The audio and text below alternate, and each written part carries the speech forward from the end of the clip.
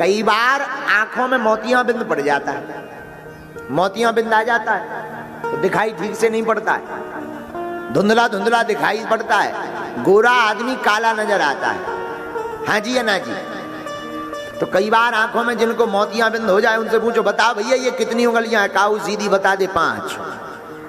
और हमारा तो एक चेला है चंगी लाल, उसको मोतियां बिंद हो गया। किसी ने पूछा बताओ ये कितनी उंगलियां? बोली 6। तो किसी ने कहा एक हाथ में तो 5 ही होती हैं। बोले हमें तो 6 दिखाई पड़ रही, आंखें खराब हैं, करें क्या? तो भाई किसी को मोतियां बिंद हो जाए तो बोले करे क्या? बोले भाई बढ़िया डॉक्टर को दिखाओ। हमारे आपके भी 2 आंखें हैं, 2 बाहर की 2 अंदर की, ज्ञान वैराग नयन उर्गारी। ये 2 बाहर की आंखें हैं, इनमें मोतियां बिंद पड़ जाए बढ़िया चित्रकूट चले जाओ, जहां हमारे गुरुजी रहते हैं जगत गुरुजी, उनके सामने बढ़िया हॉस्पिटल है, वहां पर बढ़िया ऑपरेशन करवाओ, मोतियां बिंद गायब हो जाएगा, एकदम चम चमाचम नजर आएगा बाहर।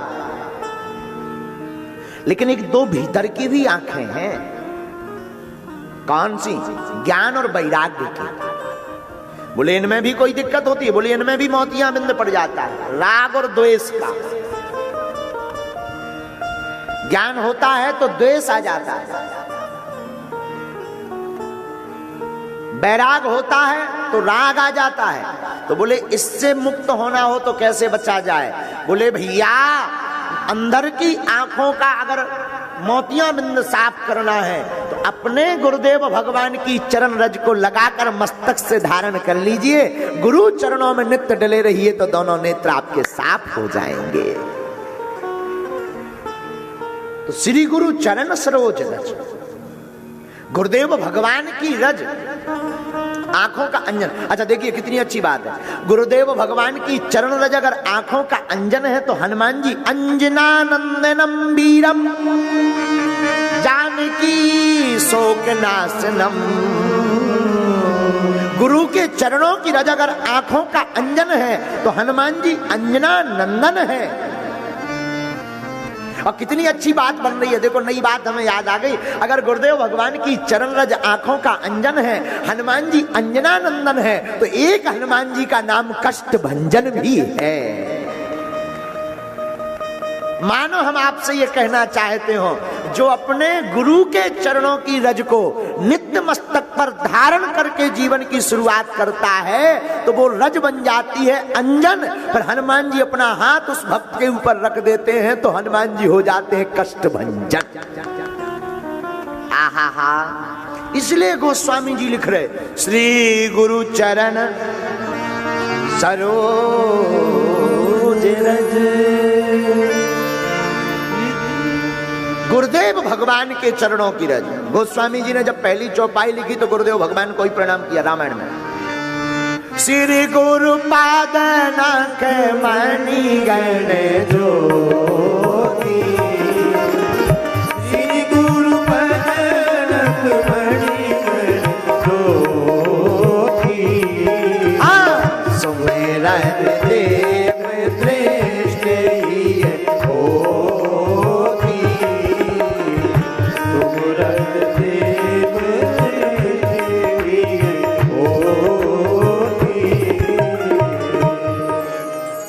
गुरुदेव भगवान की चरण रज दिव्य दृष्टि प्रदान कर देती है। और 5 दिन तक हम कोशिश करेंगे कि हनुमान चालीसा के बहुत कुछ अंशों पर प्रकाश हो जाए। तो गुरुदेव भगवान की वंदना सबसे पहले हनुमान जी को गुरु रूप में गोस्वामी जी देखते हैं, इसलिए गुरुदेव भगवान की चरण रज को मस्तक पर लगाते। फिर कहते निज मन मुकुर सुधार। निज मन, अपना मन, अपने मन को सुधारने के लिए देखो भाई ये भी बहुत अच्छी नई बात है। आंखें खराब हो जाएं और तुम दोष दर्पण को दो। शीशा के सामने खड़े हो जाओ, हम दिखाई नहीं पड़ रहे, तो क्या दर्पण को दोष है? शीशा को दोष है? अरे दिखाई तुम्हें नहीं पड़ रहा है, तुम्हारी आंखों का दोष है। एक कोई हमको सुना रहे थे बहुत अच्छी बात, बोले गुरुजी एक पागल व्यक्ति था, वो जिंदगी भर अपना चेहरा साफ करता रहा क्योंकि उसे लगे कि हमारे चेहरे पर बहुत बड़ी सी पपड़ी छपी हुई है। लेकिन जब 10-12 साल बीत गए तो पत्नी रोज पूछे तुम इतना बाथरूम में इतनी देर तक क्या करते? बोले क्या बताएं, 8-10 साल हो गए आज तक ये पपड़ी नहीं मिटी। उसे लगता था पपड़ी है ये। अब पहले के जमाने में शीशा भी कम होते थे। पत्नी ने कहा हमें तो चेहरे पर कहीं पपड़ी नहीं दिखाई पड़ रही। बोले चलो शीशा में दिखाते हैं। जब अंदर गए तो चेहरे पर तो कोई पपड़ी नहीं थी, कोई परत नहीं थी, लेकिन शीशा में जब गौर से देखा तो शीशा के ऊपर जरूर परत लगी थी। अब वो अपने चेहरे पर मान रहे थे तो वो जिंदगी भर चेहरा साफ करत रहे, आगे को लोगों शीशा साफ कर लो। तो कई लोग ऐसे होते।